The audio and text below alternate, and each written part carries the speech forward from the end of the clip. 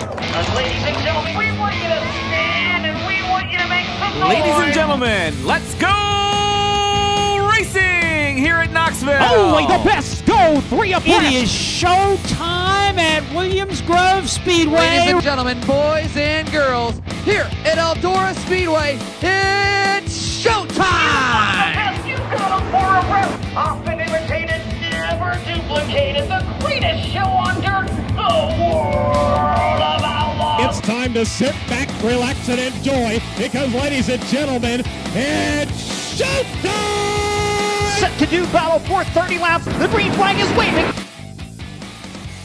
Hello again. Welcome in. It's Wing Nation presented by Sage Fruit. Talking sprint car racing, our favorite time of the week, and we are so glad that you have joined us. Steve Post and Aaron Evernham as we roll through a rainy still to some degree month of April. But, we're getting a few races in along the way. Yeah, we definitely got a few races. I mean, it was a nice, rainy Sunday here, but I did get to do a lot of streaming this weekend. I caught a lot of races, so there that we was go. good. Caught up with it a little bit. Everything else good in the Evernham household, the horse show family, everything else good? Yeah, we had a weekend off of horse showing, so... actually 2 weekends off, so wow, big break. Well, that's good so that Ray can develop the IROC series again so you can fill those weekends Yes, in. and we can make the money to continue the horses. It's all a big cycle. Well, there's that. Exactly, exactly. I thought that was cool. Obviously, it's been cool what Ray has done with IROC. Yeah. But it's cool now that there's actually a date. Yeah. And like stuff happening here now. Yeah, it's been stuff happening. And there's merch. I'm excited about the merch. There's merch, yes, I was absolutely. like, I need some of that merch. Yeah, so it's cool. So it's really exciting. I always think back when Steve Kinzer and Danny Lasowski both got to run with IROC. I thought that was really neat when they both raced with it. So I love the concept, and the reception's been huge. Social media, everyone in the racing world seems really excited. And since they even announced Lime Rock Park and it's July 19th and 20th, there's been a lot of people that have reached out that want to come, people that want to enter their cars, people that have old IROC cars. So, oh wow! Yeah, it's going to be neat. It's going to be like the it's very reunion sports car-y, yes. where you bring your own IROC car. If you have one, and that's and this is, Ray could obviously tell you more, but this is the beginning stages of it. Hopefully, it develops into something like a real old IROC series. But for now, it's this reunion of getting all these cars. I think Ray owns half of them right now, or I should say, we own them. I just don't really see them all rolling in the shop, but when I go up there, I'm like, what's this one? What's this one? Where's this? Yeah. Yes, it's a good thing the old deal still works. So like every new car that comes in, I get a pair of shoes. So, right, new car, new shoes. So exactly, it's a fair deal. Yeah. Absolutely. Works The for me. shoe collection is growing. Yeah, a little bit. A little bit. Awesome. Well, good stuff, that's for sure. Fun weekend of racing. We're going to start off with the highest paying race. And that was not World of Outlaw or High Limit Racing. That was up in central Pennsylvania. The Weldon Sterner Memorial, this was postponed. They had like 2 or 3 rainouts last year. And so this was postponed from last year to this year.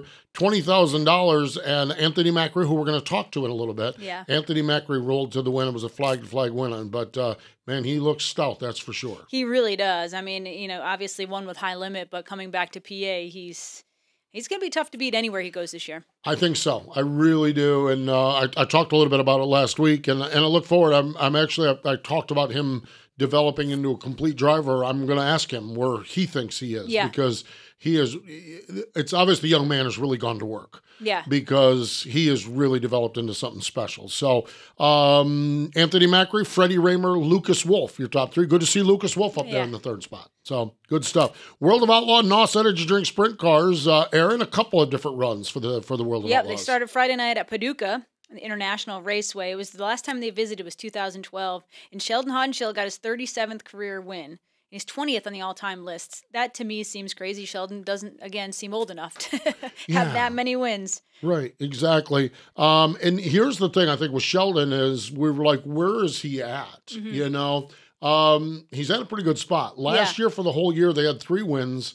He's at 3 wins right now on this season. And we had Sheldon on a couple weeks ago, and he talked about how good he felt about the program right now. Yeah, and how they had almost gone back to the package from the previous season, and obviously it's working. Obviously working very, very well. Sheldon, Bill Baylog, who is quietly putting Yeah. together, well, not necessarily quietly. A lot of people are talking about him. The North Pole Nightmare, he finished second. And Michael Kofoid, Buddy Kofoid finished third. Saturday night at Tri-State Speedway in Hobstadt. Boy, I'll tell you what, Brady Bacon's got this joint figured out, doesn't he? He sure does. This is one that we tuned in and watched. It was a fun race to watch. That place is such a small little bull ring paperclip, and it's challenging. And Ray was asking me questions about why does it fit Brady Bacon's driving style so much? You're racing with the World of Outlaws. You think someone's going to figure it out, but for whatever it is, Brady does have it. Whether it's setup, driving style, a combination, he's got it figured out. I mean, it was good. It was a really tight race for a while, and you're like, okay, here comes lap traffic, and Brady just buried him in lap traffic. He did.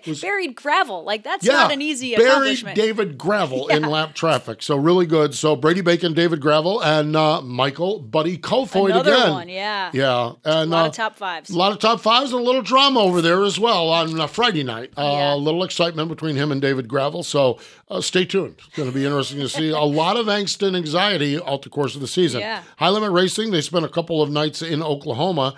Friday night, Southern Oklahoma Speedway. I was thinking about this, okay? We had talked so much about high limits, Brad, Rico, and Kyle Larson, and I think they hadn't won nearly what we thought they were going to win. They would, for sure. Well, then that changed this weekend. Yeah. Brad Sweet is his 10th start with high limits, picked up the win over Tyler Courtney and Spencer Baston, and then he was back at it again on Saturday night. Yeah, he sure was, and that was speaking of controversy, I think if you're watching, you'll see it here soon, but a little altercation with James McFadden, but he got another win. Well, a little altercation with James McFadden, unless you're James McFadden, and it was an airplane flight. Yeah, he flew out of there. I think we take for granted. I don't think we understand how fast these cars are. Yeah. And then when you see something like that, it gets your attention. Yeah, and if you actually probably measured how long he was in the air from takeoff to landing. I would guess that was somewhere 40 feet, 50 feet. I mean, it was far. Unreal. Probably didn't feel too good either. No, it probably didn't. Brad Sweet, Brent Marks, and Rico Abreu, your top three. Other winners, how about this? Danny Smith just keeps right on. His gazillionth consecutive season with a win. Yes, it's a gazillion and a half now, Aaron. He keeps winning. With that new paint scheme. With the new paint scheme, exactly. Tim Estenson, Brandon Spithaler, Dylan Cisney at Port Royal, Ricky Peterson, Cale Thomas, Casey Bush, okay? Selinsgrove, I like this. Austin Bishop picked up the win on Sunday. They allowed dish wings. And so a couple of guys put dish wings on. But for the Sorokach Racing Team, it's their first win. That's the number 35. Yeah. It's their first win since 2012. Wow. So good stuff. We had the ASCS kickoff reignited, kicked off Seth Bergman, who was going to run the full season, but picked up the ride with Wayne Johnson's car because Wayne got injured down at high limits. Seth Bergman picked up the win, kind of picked up where he left off when he come off the tour. Well, he won a couple races last year, but Seth is so good on this stuff. He's going to be a handful. That's going to be fun to see. And then I got a chance Friday night to catch up with USCS. Did you get to go over there? I got to go over there, and Ricky Stenhouse Jr. picked up the win over great program with the World of Outlaw Case Construction late models. Yep. So good stuff. Lots and lots of racing. Still some rainouts along the way, but lots and lots of good racing for sure. And just a fun weekend. Yeah. And always fun. Caught up with my buddy Terry Gray. He was busting me about my hair, get my hair cut. He's always, talked to Ricky a little bit, talked to some of the other guys a little bit. It was good to see Chase Briscoe out there running again. Yep. So really fun. But when I got done, Ricky Stenhouse Jr. was the class of the field. So they had a rain delay in the middle of it and a little rain shower. It was one of those nights. Oof, and that red clay. Woo-wee. Oh, yeah. It was one of those nights. Talladega short track has been like, it's just not, I've never left there like happy. And so usually there's 17 divisions in sprint cars. Yeah. This time it was just World of Outlaw late models and sprint cars. So I'm like, okay, good. And the World of Outlaws did a split feature format, so they didn't even have heat races. but then we had a rain delay. So it was still the same result. Still the same result, but not out of, I mean, everyone did what they were supposed to do. It still was a late night, but all good. And so kudos to all the race winners. So we are going to talk a little bit later on. It is Knoxville opening weekend. Fingers crossed that the weather cooperates. I'm headed that way because I can't wait to get out there. And, oh, by the way, the World of Outlaws roll in for the season opener. Yeah, time to get right up to speed. 230 loads of new dirt on the surface. Yes, absolutely. So we're going to talk to the reigning champ, Austin McCarl, and we're going to talk to Anthony Macri. And so when we come back, Anthony Macri will be first up. He'll join us on the Sage Fruit Hotline. Tony, do you even remember how to drive one of these? It's not something you forget. You should know that. The drive to succeed, the need to win, the desire to be a champion. And we surround ourselves with partners that believe the same. Like Tony Stewart Racing, Sage Fruit strives to be the best in all they do. They work hard on the farm, in the packing facilities, and with their retail partners to provide high-quality apples and pears all year long. You can compare apples to apples, but nothing compares to a Sage Fruit apple. Winning quality in every bite. Welcome back. It is Wing Nation presented by Sage Fruit, and let's go to the Sage Fruit Hotline. Joining us fresh off from that trip at the fabulous Lincoln Speedway to Victory Lane, the Concrete Kid, Anthony Macri. Hello, Anthony. How are you? I'm doing good. How are you guys? We are doing well. The phrase is home cooking. So you got back to home cooking, but you have to go to the bank as well. Has to be very rewarding for you. Or how rewarding for you is it to roll back into Lincoln and win the first Pennsylvania big money event of the weekend, the Walden Sterner Memorial? How rewarding is that? It's definitely pretty rewarding. I mean, in the sense that how hard Joe and Nate and Kyle and everyone's been working. It's just, on the road isn't exactly a cakewalk sometimes. So, driving 18 hours from Texas to Pennsylvania, I think we were all a little groggy come the weekend. But, it's just all the hard work kind of paid off. And, it's special to get a win of that, size. I mean, 20,000 is a lot of money. So, it's good, and we have a lot of momentum going so far this year, and I think we're all just kind of working hard to keep the momentum going. Anthony, I listened to your interview with Jeremy Elliott after the race, and one of the things I thought was interesting is you talked about coming home and having that expectation to perform since you've been on the road. I wanted you to elaborate a little bit more on that. I mean, obviously you're running extremely well. You already have 5 wins this season, but where does that pressure come from? Is that just self-induced? Is it the fans? Is it the team? Like, what is it that you have that expectation when you're back home in PA you need to perform? I'd have to say it's kind of self-induced. Obviously, in my head, the win in Texas against the High Limit, that was a pretty big win for us. So, I mean, to get a win of that caliber and then coming home, I mean, I'm not saying the caliber of racing in PA is any less, but to get a good win like that on the road and then come home, me myself, I don't want to be running the B main or running 10th in the feature. So then I seen Jeremy's 90 at 9 in the morning, and talking about how we're coming home and how he expects us to run well. So. I mean, I see that stuff, and then I know how well I want to run, and I know what my expectations are, and I know what, Joe and my dad's expectations are. So, I don't know. I just kind of start worrying when the weekend's coming, because obviously I want to do well, and Saturday was a really big night. I mean, it was the first big night in PA, so, we all wanted to win. Obviously the money and the race itself, I mean, there was a lot of big names of drivers that have won the race. So to be able to put my name on that list of drivers that have won the race is, a pretty special thing in itself. You talked about it from an emotional standpoint or from a pressure to yourself standpoint, Anthony, but from a nuts and bolts and mechanical standpoint, getting out to run with the best in the country, whether it's High Limit or World of Outlaw, and then bringing even that wisdom, that knowledge, what you got to learn. How important is that for you from a technical standpoint, like I said, from a nuts and bolts standpoint with you and Joe and Nate and everybody on the team to compete against that level and get your car performing well?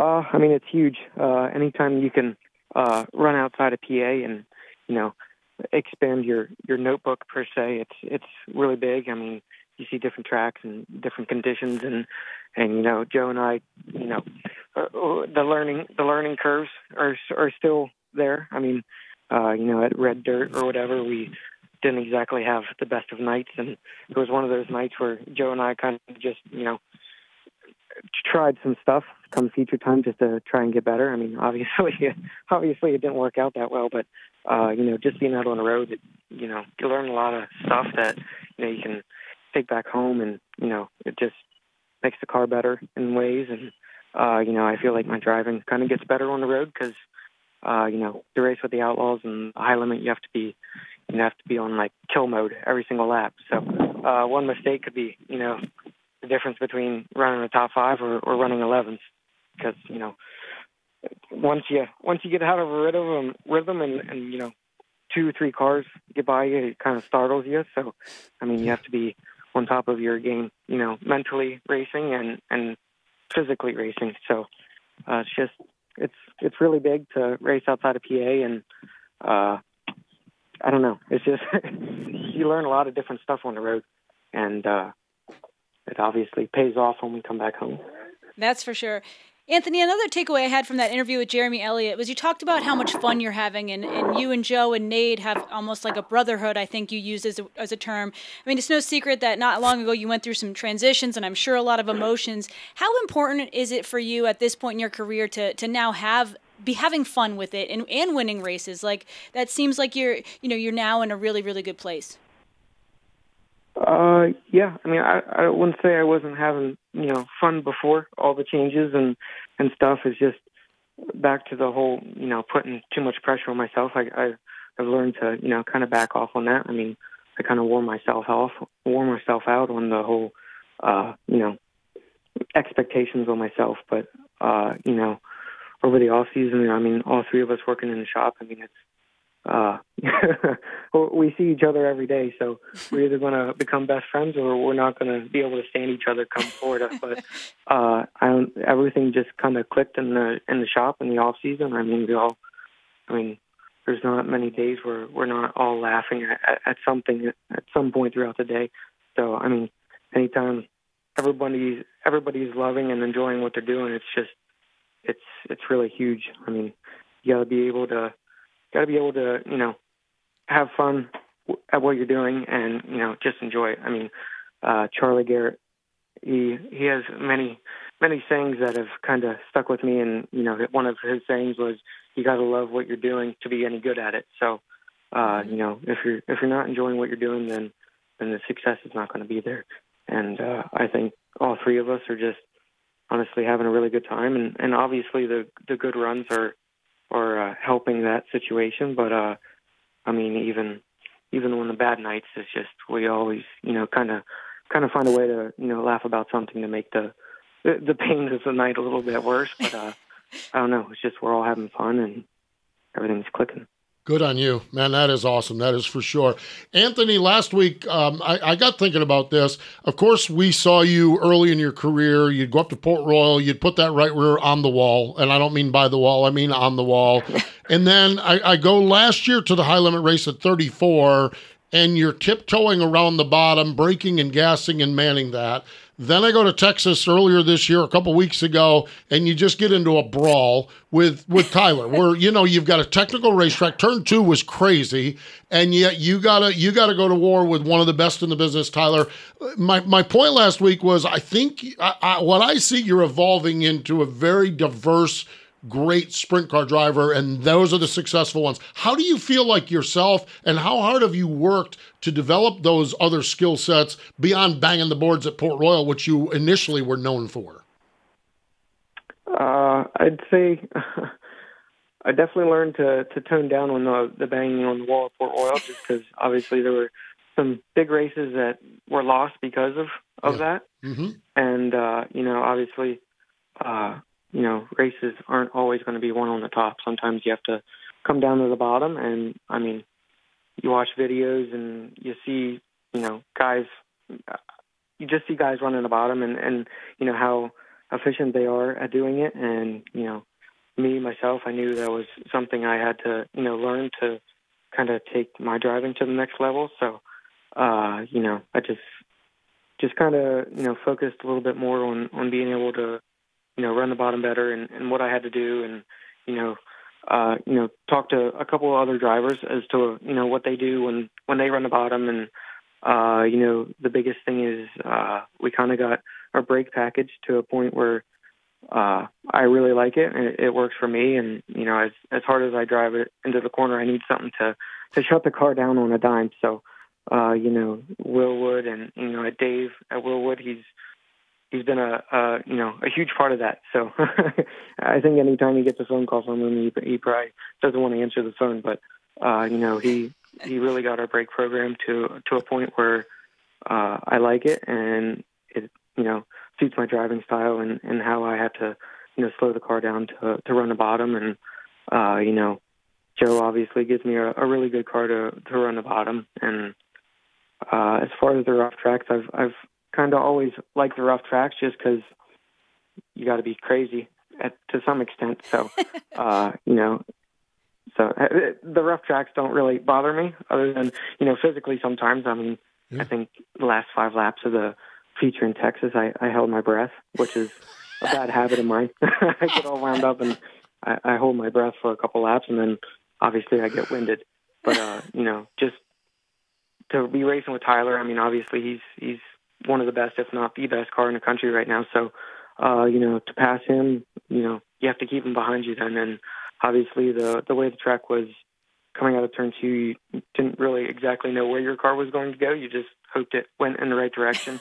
So, I don't know. It's just, you know, it goes back to being on the road and seeing different, you know, tracks and situations, and you kind of just put it in your mental notebook and, just calm down and you know, calm down in the right situations and drive smart and breathe and breathe. That follows, and yeah, has so far. I'll tell you what, I laughed when I thought about it. You holding your breath. I'd be holding my breath and closing my eyes. That's the problem I would have with it. Yeah. Aaron, you ever hold your breath and close your eyes when you were racing? I try not to close my eyes. Do you ever hold your breath? Yeah. You know, the one time that really sticks out, which is not even in a sprint car, was qualifying the first time I ran Bristol in a truck. Oh, wow. I'll never forget. They're like, you got to remember to breathe. And I'm like, I never had that problem. And sure enough, I completely forgot to breathe. I don't know, Bristol's a little intimidating your first time around it. So yeah, it certainly happens. But I wasn't winning races like Anthony, so I didn't have to hold my breath that much. That is awesome. That is awesome. So looks like this weekend, Central Pennsylvania, Williams Grove, they got $15,000 at Port Royal and Baps. Is that the game plan for this weekend, Anthony?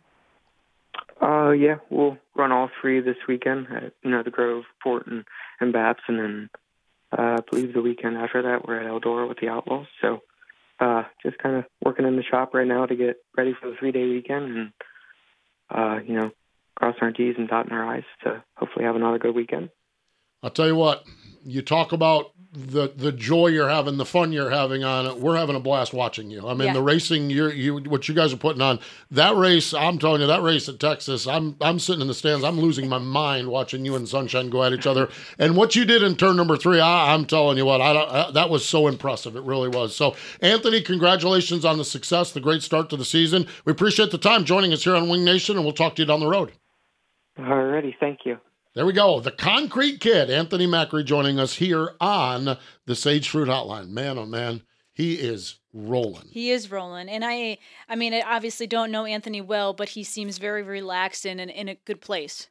You know, he's very chatty and open, and I love that. I think that's the one thing we learned last year, and Jacob Allen talked a lot more about it than Anthony did, okay, with the struggle of this. And Jacob talked about the struggles and getting into a proper spot, and Anthony alluded to it, and I think he had a post talking about it and that sort of thing. But you think about this, if you're not, this is a brutal business. This is not a tough business. This is a brutal business. Yes. And this business will spit you, it will cut you up, chop you out, and spit you out in an instant and not even care. And then if you're a guy like Anthony that internally takes it, as he said, and puts all the pressure, I can imagine. And it's just so good to hear Anthony in the just talking like the tone. he does. Just yeah. the tone. Yep. The tone is just so good. And 20 races, 5 wins. Aaron, you're the engineer. I'm just a dumb radio guy, but that's batting 250 on wins. Yeah, exactly. You're winning 25% of your races. It's impressive. And I think, like, with that tone, with the success they're having, I feel like he's going to be fun to watch. We said it before when we started the show.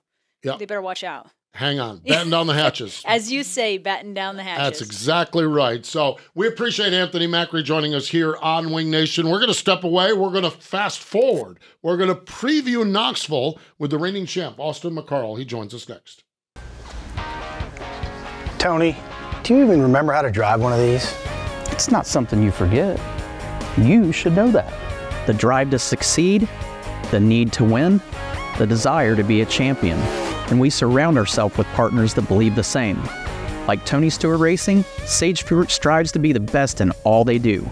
They work hard on the farm, in the packing facilities, and with their retail partners to provide high-quality apples and pears all year long. You can compare apples to apples, but nothing compares to a Sage Fruit apple. Winning quality in every bite.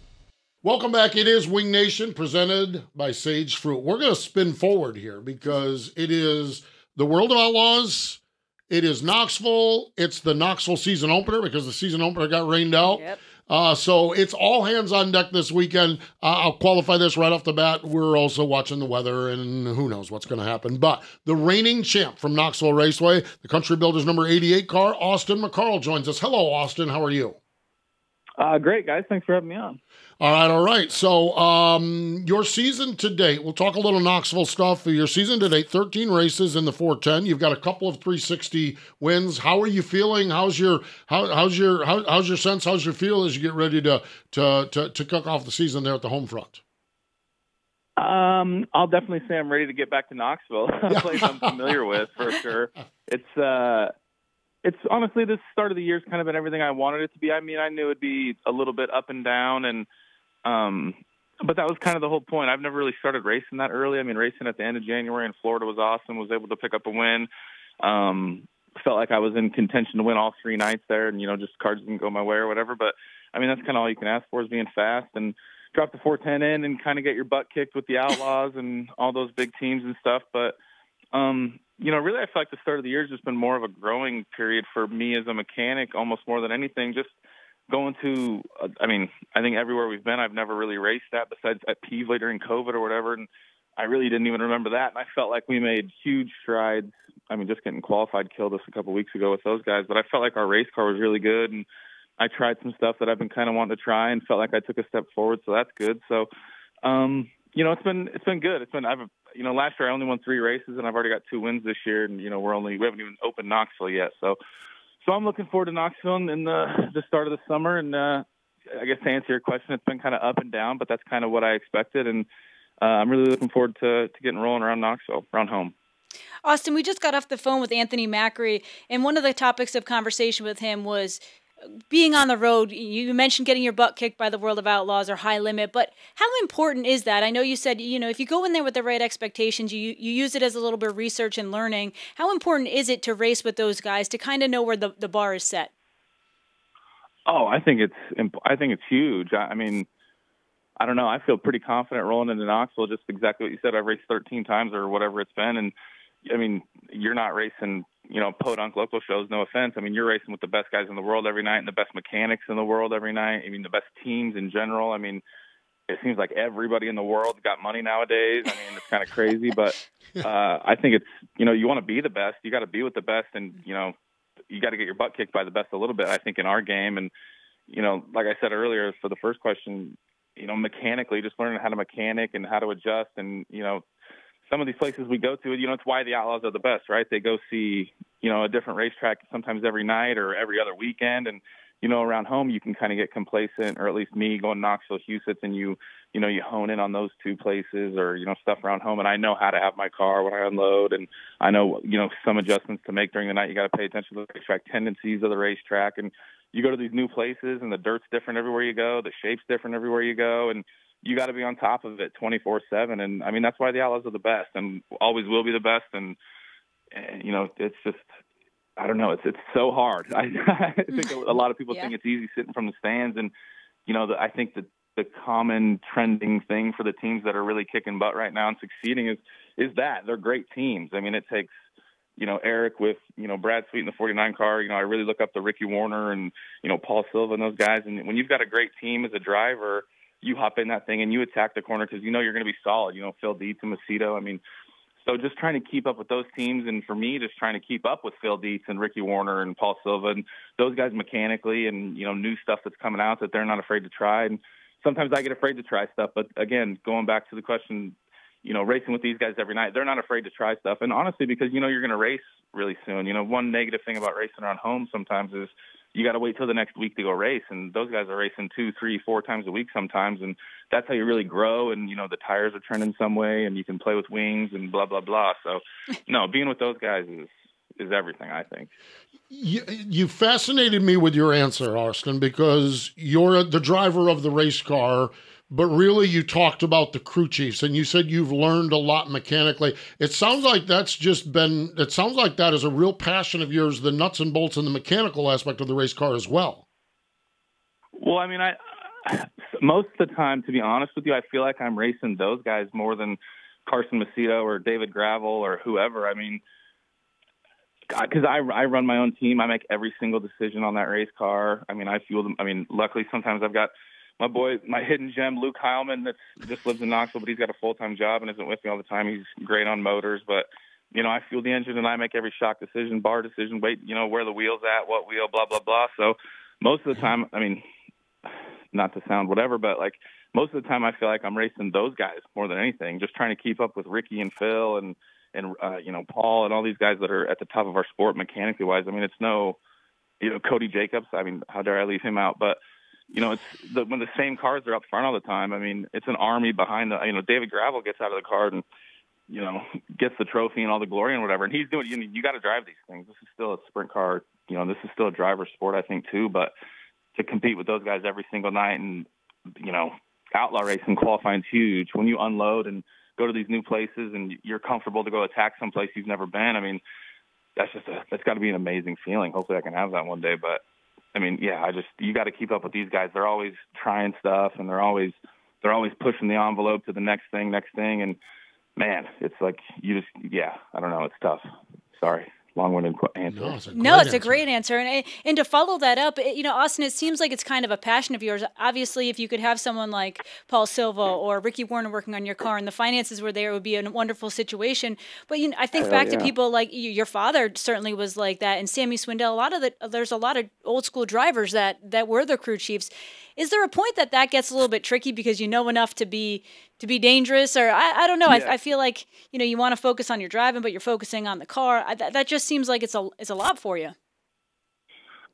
Not to sound like weak-minded, but sometimes it is. I mean, like when you got a lot of other stuff on your mind.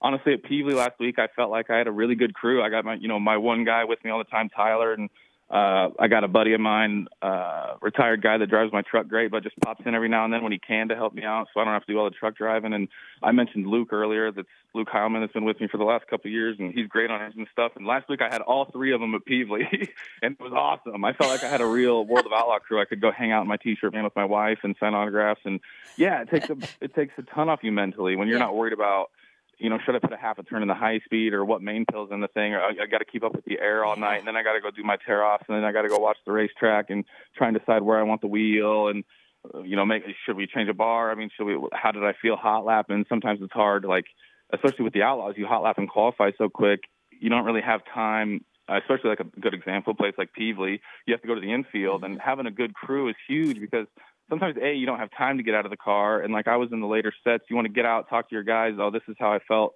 Having somebody that you trust, I know it sounds, dumb or whatever, but just having somebody that you trust, you can say, hey, put a half a turn in the right rear, and it's going to get done the right way is huge. And I mean, I know it's everyone on earth, at least in our game, is complaining about finding help and good help in it. But there's only so many good guys out there and so many good guys that want to be on the road, so it just makes it hard. And when you have those guys, it takes a huge load off of me, at least mentally, like when I'm at the racetrack. So, I've got a great nucleus when I go to Knoxville and stuff, and, a bunch of part-time guys, but it's awesome. I've got my core guys that I trust, and I wish I could have them all the time, but I don't. So I know it sounds like I'm making excuses, but yeah, I mean, yeah, when you have a good real. crew and people you trust, and it's huge mentally, I think, for a driver, at least from my perspective. Man, oh man, that is some good stuff. That's some wisdom there. I really appreciate you sharing that with us, Austin. Knoxville Raceway. How special is it to be a multi-time champion there? I know opening night got rained out, unfortunately, but just what's the vibe going into the season opener, whatever it looks like? This year it's the World of Outlaws. If it all happens this weekend, what's the vibe like there at the world famous Knoxville Raceway? Oh, I think it's excitement, at least from my end. I'm pumped to get back. Knoxville's, I joked at the banquet last year, and the more traveling you do, the more you wish you could just be at Knoxville sometimes or take the Duncans with you everywhere you want. But, no, the vibe, at least around our camp, is super excited. Again, can't wait to get back to a place I'm familiar with. Obviously, I kind of have a solid idea how to load. It's going to be fun Thursday. I know we're talking about weather earlier. The weekend doesn't look great, but I think we'll definitely get Thursday practice in and, try some things and try and get better and just, get the season started off right. I wish they would have scheduled their normal opening night or opening weekend, the second week of April, like they normally do. It was 85 degrees and no wind and beautiful. And of course, these last couple of weeks we're getting, typical April weather. But no, I'm super excited, super pumped to get this summer going. I've never raced this much this early in the year, especially with, these type of events and traveled as much as I have. So I feel great. I feel ready to go. Took a little weekend off after Knoxville got canceled last weekend, and I'm ready to get after it. Austin, did you not go to the practice on Thursday night? No, Friday. Friday night. That's when it was. Last Friday. It was, I don't know, it was kind of risk versus reward the way I saw it. I mean, we were canceling a race the next night for like 3 or 4 degrees cooler, and looking at like where the weather and the air was going to be practicing. I kind of had some inside information that I thought that this Thursday thing was going to happen. So to me, it was just, why go risk it? Just wait, just hang on to your stuff for 5 or 6 more days and go practice on Thursday, and then you're right into the mix with the Outlaws. I saw a picture of you and your son Cole. You talked about the weekend off. It sounds like you and Cole and the family went and done stuff. He turned 1 in February. How's the little man doing, and how's fatherhood treating you? He's kicking butt. Yeah, he turned 1 down at East Bay when we were down there for the King of the 360 stuff, and it's been awesome. He's amazing. It's amazing watching him grow. It's amazing to me, like, just a couple weeks ago when he really started like walking, taking more than 1 or 2 steps at a time. And like, I leave for the weekend and come back and he's sprinting around tables, just like in 3 days, how much better he got at walking. So no, he's amazing. Fatherhood's been awesome. No, it's awesome. A couple weeks ago we were at Peevely and Savannah Schatz, or whatever her last name is now. We might have to edit that out. But Savannah had her baby with her, parked right next to us, and it made me miss mine so much. I was just like, I wish Cole was here so bad. But no, fatherhood's been amazing. So how's the rest Alyssa of the does a family great doing? job. Sorry to interrupt you, but women are amazing. Moms and grandmas are no doubt definitely a lifesaver. That's for sure. Well, no doubt. Thank you. It is not quite the job of getting rewarded with trophies and fast times and all the good stuff, but hopefully my daughter turns out to be a good human being. That's the reward. But yeah, it's certainly not an easy job. Speaking of the family, how's the rest of the family doing? How's your dad doing? I know he's doing a much more limited driving schedule, I believe. How's he handling that, and how's your mom doing? Mom's doing great. She's kicking butt and holding down the fort and keeping everybody in line as much as she possibly can, as usual. But I don't know how my dad's handling cutting back. I definitely don't think he wants to. That's for sure. But I don't know. I think he's taking it pretty well. I think he likes going racing with me and Carson sometimes more. And last week, him and Carson went to Burlington and had a good run. And no, I think he's got a pretty good gig lined up to run Knoxville 360s every week. And they were just here a couple of days ago at our shop. The race car's beautiful and looks like they've spent the money in the right places. So hopefully Dad can have a good year. And no, it's great. Everything's around here is awesome. That is cool. Yeah, your dad. If there was one human being that I thought semi-retirement would not work for, it'd be your dad, just because as competitive as he is and as driven as he is. And I understand there's got to be moments where it's tough, but every time I see him, when I go to the racetrack and catch up with you and he's there, you know, kind of hanging out of your car, he puts a good face on it. So he seems to be doing all right. I think the first inkling I got that maybe your dad was ready to be a little bit more off the road was when he talked about not really wanting to race hard against you and your brother. It was like the first, remember that conversation? Right about that. Yeah. It was like the first inkling that it wasn't like Terry's going to do whatever he can to win and knock you out of the way type of Terry. It was like, I don't know. It was the first time I thought. There was like two competitors on the racetrack that he would give a little wiggle room to. Yeah. And Terry McCarl, wiggle room, never heard of that before. Yeah. I'm speaking from a few altercations I had with your dad. Yeah. Racing family is not fun. I know. Yeah. No, I can't imagine. Well, Austin, our fingers are crossed for this weekend. Selfishly, my fingers are crossed because the plan is to fly out there. I hope the weather prognosticators are wrong and we see 2 great nights of racing, maybe 1 night of racing or whenever it happens. We do wish you well and we appreciate the time. Thanks for joining us here on Wing Nation. Yeah, absolutely. Anytime, guys. There we go. Austin McCarl joining us on the Sage Fruit Hotline. You talk about a wide open family, man. Yeah. I'll tell you what, that is some good stuff. That really is. His mechanical savvy really impresses me. Yeah, it's interesting. I always find that interesting, and it was so neat that he opened up about it. And he probably knows so much that unless you can hire one of the best mechanics out there, maybe he would, then he trusts his own, but he also realizes you need the help because you can't be focused on driving. Yeah, it's interesting. Fascinating stuff, really, truly is. We need to step away. When we come back, more Wing Nation. Stay with us. Tony, do you even remember how to drive one of these? It's not something you forget. You should know that. The drive to succeed, the need to win, the desire to be a champion. And we surround ourselves with partners that believe the same. Like Tony Stewart Racing, Sage Fruit strives to be the best in all they do. They work hard on the farm, in the packing facilities, and with their retail partners to provide high-quality apples and pears all year long. You can compare apples to apples, but nothing compares to a Sage Fruit apple. Winning quality in every bite. Welcome back. It is Wing Nation, presented by Sage Fruit. Wow, what a pair of visits. Yeah. With Anthony very Macri candid, very and open. Austin McCarl. Both of them just gave us that's what I just love is the insight they share with us. Mm-hmm. And it's just cool. It's just really good. So fun stuff, that's for sure. Mentioned there as I was wrapping up with Austin, my fingers crossed that I'm going to Knoxville. Of course, weather's going to play a factor in this. I will say this, Aaron, okay? We've sat here, we've done Wing Nation for years and years. And I did not realize how spoiled rotten I am with my little NASCAR gig, Yeah. I mean, I go to the airport, I fly someplace, and if we get rained out, our hotels are all done, the plane still leaves after the race and everything else. I have had a stint with high limit racing in Texas, to a degree Talladega short track, and then with Knoxville where I'm making my own plans, and we have all the drivers say, well, we watch the weather. And, we get in the debate, is a track better to cancel 9 o'clock in the morning or a day earlier or wait and try to hang out? I am telling you, I am one lowly traveler.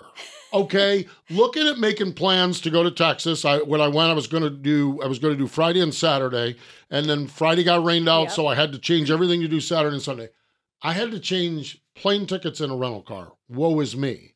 Yeah, but that's not as easy as one might want it to be. No, but I didn't have to change the entire travel for the entire car, crew, team, transporter, everything else. I didn't, let's say I get somewhere and we get rained out. I didn't get my car all muddy. I got maybe muddy shoes. I just this whole process. So I'm sitting here now just absolutely fretting that, well, if they cancel, are they going to cancel early? Are they going to cancel late? Are they not going to cancel? Is that weather going to be wrong? Well, then you can't always get a fully refunded plane ticket, and then some hotels have their cancellation policies different. Exactly. And it's like, and they make it very difficult. Well, it gave me a whole new respect because I'm doing it for one radio guy that I could be fine anywhere, anytime, even in the middle of a monsoon. I have no issues with it, but I think about what these teams go through and what these traveling teams go through. Fun. No, And the worst are after hot laps. Gosh almighty. When you get you get all the mud, you get all the downside and none of the upside. The trailer's filthy, the car's filthy, you're filthy, you got to go to the car wash. I just have this little snippet of traveling on my own life. This little taste of it. I know Danny Dietrich is really, really adamant about this. Tracks, if you're going to cancel, and man, I used to be the hang in there until 9 o'clock, and if I know it's hang in there, but man, I'll tell you what, it's a whole lot easier.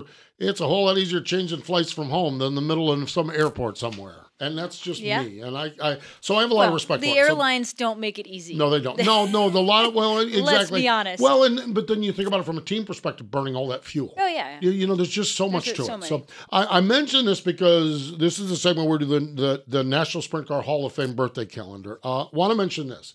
If all things go well, Bob Baker and I are putting together a little Saturday afternoon show. We're going to get a couple people up there on the second floor. We got some microphones, and we're going to do some interviews there at the Sprint Car Hall of Fame. We're still working on the logistics of it, may stream this live on a Facebook Live thing, may not, just depends on whether we can do it or not, whether, manpower and people. So I say that now because we get into the National Sprint Car Hall of Fame. I am hoping Saturday afternoon to be talking to a couple of drivers and folks and seeing everybody at the National Sprint Car Hall of Fame and Museum. We do this with the birthday calendar. Later this week, Louis Rusty Espinoza, Ed Shepard, Earl Baltus, Arthur Chevrolet. Tomorrow, Kenny Jacobs' birthday. My buddy. Love it. And today would have been the birthday of Bob Berman, okay? I don't know the stats on this, but this may be the oldest birth-wise of anybody in the Hall of Fame. There might be someone. He was born in 1884. Okay. He drove a Jackson. Jackson was a make of a car in a race, a 50-mile race, beating Henry Ford and Barney Oldfield. Okay. He became known as a pretty good driver. He was part of the Buick factory racing team, set speed records down at Florida at Ormond Beach, Daytona, set speed records down there, and set a speed record in 1911 that held until 1999. 1912, running all over the place, won 43 of 53 races. The AAA series, the American Auto Club of America, or the Auto Club of America, or whatever that is, did a lot of that. And so many times we talk about it. 1960, lost his life in a wreck at Corona, California. But that's the beauty of the Sprint Car Hall of Fame, is that Bob Berman is forever enshrined in the Sprint Car Hall of Fame. So we would invite you to join the National Sprint Car Hall of Fame. Membership is just $25. Everyone's like, well, they're building buildings and they've got this and they've got that. And it's great that people participate on the big level. It is great. But you and I can participate on the $25 membership level. And you get a discount on all purchases at the store. I love the store. I know you love the store. I know you love the discounts. But I'm telling you, you are supporting the mission. Yes. You're supporting so that we can tell these stories. And then we can go there for weekends like this weekend and walk through and see the history. So $25 membership. SprintCarHof.com, www.sprintcarhof.com. Aaron, we don't have to wait long. We've got racing tonight. High Limit Racing. I do love the Tuesday night races, and it's at one of my favorite tracks, Riverside International Raceway. Have you raced there? Have you raced there? I have, years and years and years ago, because I'm old. I walked in, and it was a rain out, but I walked in there, and I'm just like, oh my gosh, heart It's such a neat place. Oh my gosh, it is unreal. I think that's the place where Stenhouse still had a qualifying sheet. It was like, old school handwritten before us old folk, and I had out qualified him. He had really? That. Yeah, nice. Years ago he pulled it out. He was like, I have this still. That's funny. Yeah. Of note on this one, Landon Crawley, who's got a lot of laps there. Jason Sides, this is one of their 4. This makes total sense because this is a Memphis-based team. Yeah. Jason's just east of Memphis there. And so this is one of their 4. So it'd be cool to see how Landon does. Yeah. This may be the first track he's been to that that he's been to before. Yeah. So, but it's going to be a big. I saw the entry list. It's a great entry list. Sammy Swindell on the entry list. So we'll see if he's still winning tonight. Sammy wins this one tonight, and it's going to just burn the whole sprint car world Yeah. down. Yeah, absolutely. World of All and NOS Energy Drink Sprint Cars. We talked about this. Knoxville Raceway this weekend. All fingers are crossed. Let's just hope. Let's just hope. Central Pennsylvania, a big weekend. We can see how the Concrete Kid, Anthony Macri, does. Yeah, of course, Williams Grove and Port Royal has the Keith Kaufman Classic. $15,000 to win.